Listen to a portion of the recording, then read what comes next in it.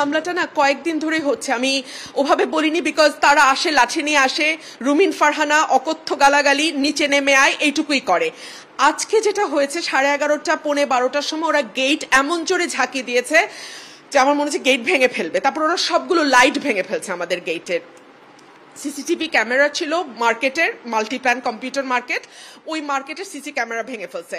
তারপরে ছাপার অযোগ্য গালি দিয়ে বলেছে তুই নেমে আয়, তারপরে তোর ব্যবস্থা আমরা নিচ্ছি।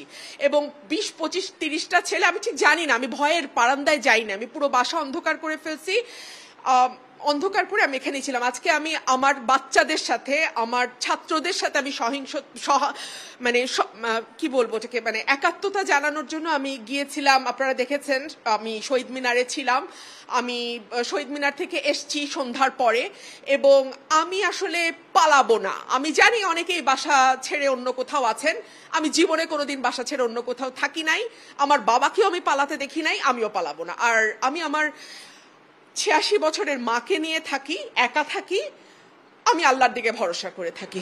এই